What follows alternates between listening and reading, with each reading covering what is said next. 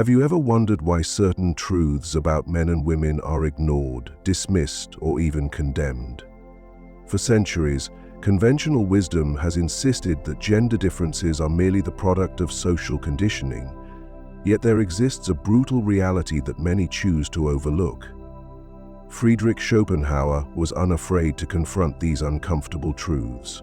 In his uncompromising view, he argued that women are governed by instinct rather than reason, that their power does not derive from intellectual prowess or physical strength, but from an ability to manipulate, to wield beauty and emotional influence.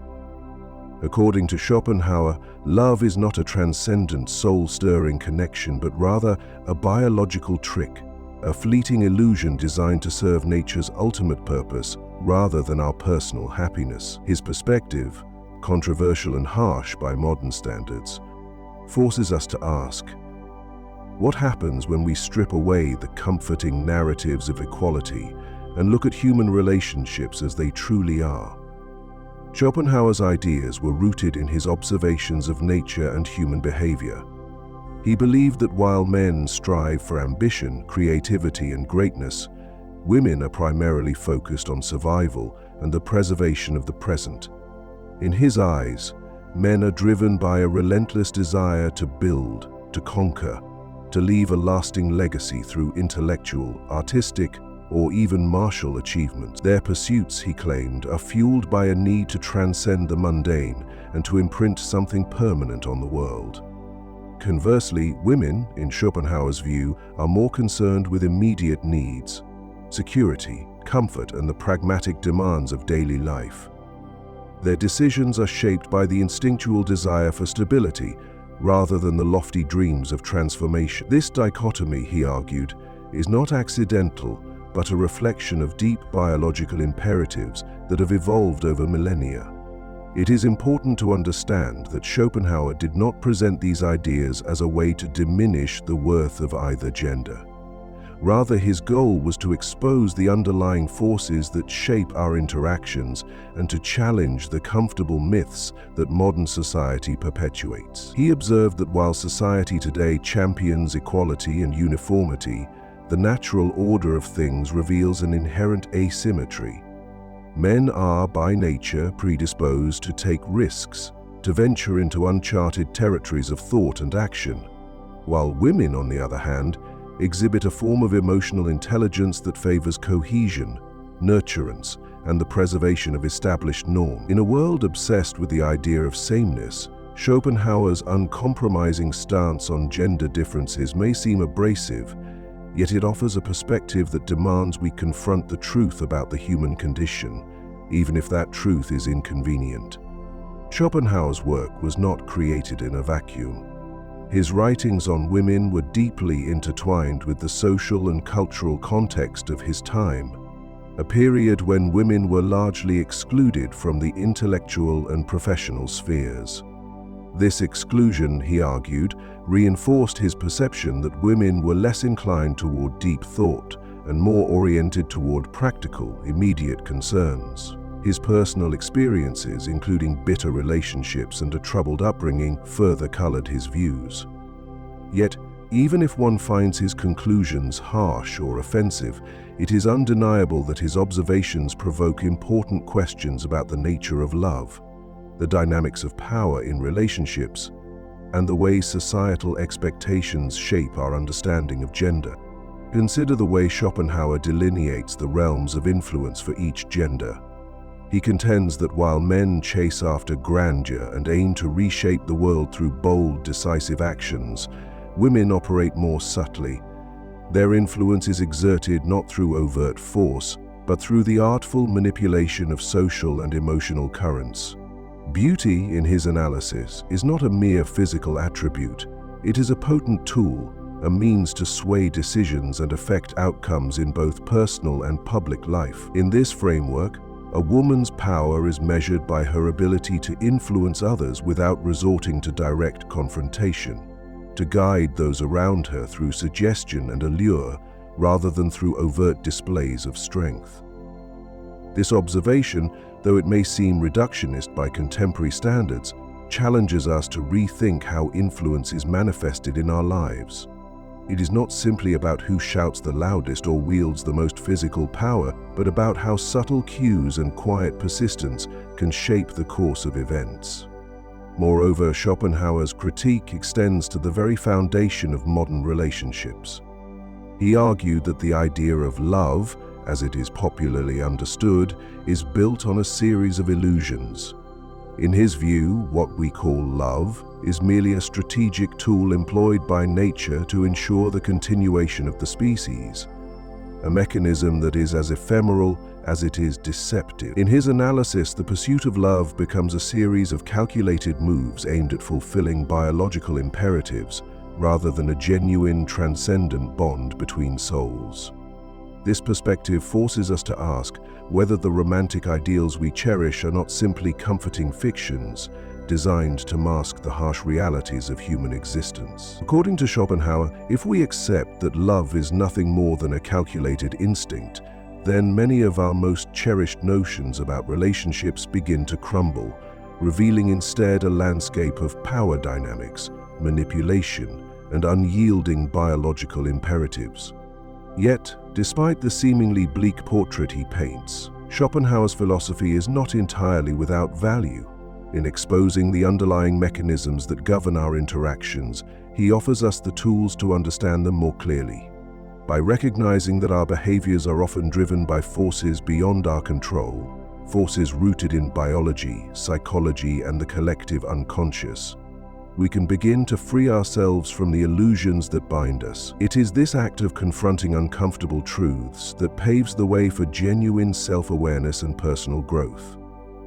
Schopenhauer's challenge is clear: to see the world not through the rose-tinted lens of socially constructed ideals, but with the unflinching clarity of truth, however brutal it may be. As we delve deeper into Schopenhauer's philosophy, we are confronted with the enduring debate between nature and nurture. Schopenhauer's views on gender, though controversial, force us to consider the possibility that our most basic interactions may be governed by timeless truths that remain relevant even in our modern world. He posits that the differences between men and women are not merely the result of external influences such as culture and upbringing, but are intrinsic to our very nature. Men, according to him, are driven by an insatiable desire to innovate, conquer, and leave an indelible mark on history. Their ambitions, he believed, are born of a deep-seated need to transcend the limitations of the present, to forge a legacy that endures long after they are gone. This relentless drive, however, comes at a steep price. It often leaves men with a profound sense of restlessness and an inability to find lasting satisfaction in the simple pleasures of life. Their achievements, while monumental, frequently fail to fill the inner void that accompanies their existential quest for greatness. In contrast, Schopenhauer saw women as creatures of instinct, whose primary concerns revolve around security, stability, and the maintenance of social order. Their influence, he argued, is exerted not through overt displays of power or ambition, but through a subtler, more indirect form of control. Women, in his view, shape the world by influencing the men around them, by molding the environment in which societies function. Their power lies in their ability to preserve the status quo, to nurture and sustain relationships, and to use beauty and emotional intelligence as tools of persuasion. While this approach may seem passive compared to the bold, conquering spirit of men, Schopenhauer believed that it is no less effective. In fact, he argued that the real strength of a society lies in the delicate balance between these two opposing forces. Without the grounding influence of women, the unchecked ambition of men could lead to chaos and destruction. Yet, without the drive to innovate and transcend, society would stagnate under the weight of mediocrity and conformity. This dichotomy, however, is not without its dangers. Schopenhauer warned that when the values associated with weakness and passivity become dominant, they can undermine the very foundations of progress. He observed that modern society, in its quest for equality and comfort, often elevates the virtues of empathy, compassion, and conformity to such an extent that ambition and excellence are inadvertently suppressed. In a world where mediocrity is rewarded and the bold are chastised, true greatness is stifled. The irony is that while society proclaims the importance of compassion and understanding, it simultaneously discourages the kind of aggressive ambition that is necessary for groundbreaking achievements. Schopenhauer's critique challenges us to reconsider the balance between these competing forces, and to recognize that the pursuit of comfort at the expense of excellence may ultimately lead to a stagnation of human potential. Beyond the realm of personal relationships and individual ambition, Schopenhauer's ideas have far-reaching implications for the way societies are structured. He believed that the moral codes and ethical norms that govern our behavior are not absolute truths, but constructs designed to maintain order and control. These constructs, he argued, are often used to suppress the very qualities that drive innovation and progress. The notion of slave morality, as he termed it, is a system in which weakness and conformity are valorized, while strength and ambition are denounced as immoral or excessive. This moral inversion, he contended, has profound consequences. When the values of the majority, values born out of fear, resentment, and a desire for safety, become the standard, they create an environment where true leaders and innovators are not only discouraged but actively undermined. The result is a society that is more concerned with maintaining the status quo than with challenging it. A society where the potential for greatness is sacrificed on the altar of mediocrity. It is precisely this tension between the desire for individual excellence and the pressure to conform that lies at the heart of Schopenhauer's most unsettling message. He challenged us to look beyond the comforting narratives of equality and sameness and to embrace the often brutal realities of human nature.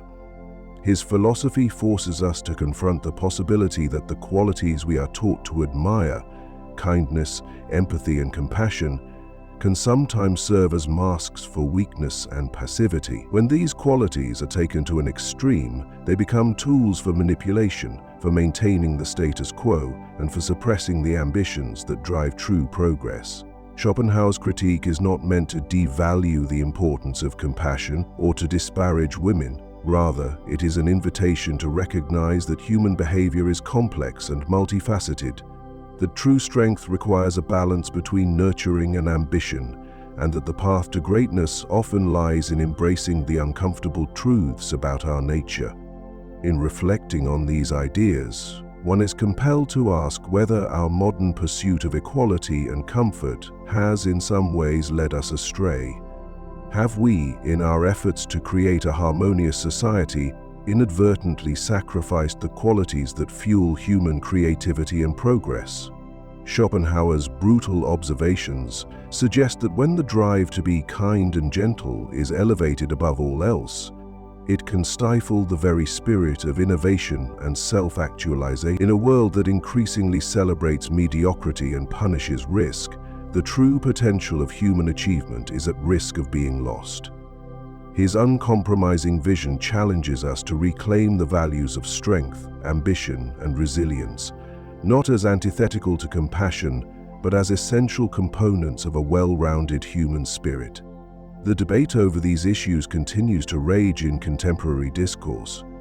While many modern thinkers argue for a more egalitarian and inclusive approach to human potential, Schopenhauer's perspective serves as a stark reminder that not all progress is benign, and that the celebration of weakness can have dangerous consequences. His provocative ideas force us to question the prevailing narratives of our time, to scrutinize the assumptions underlying our ethical and moral frameworks, and to consider the possibility that the true measure of a society lies not in its ability to care for the vulnerable, but in its capacity to cultivate and reward genuine excellence.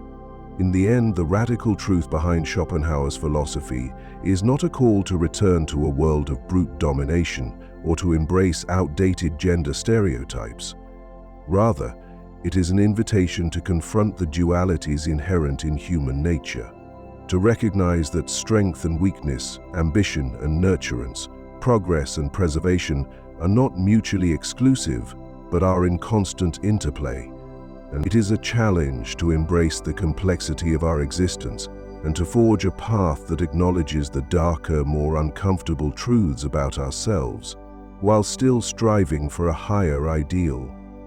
Only by facing these contradictions can we hope to create a society that truly values excellence, without sacrificing the essential qualities that make us human.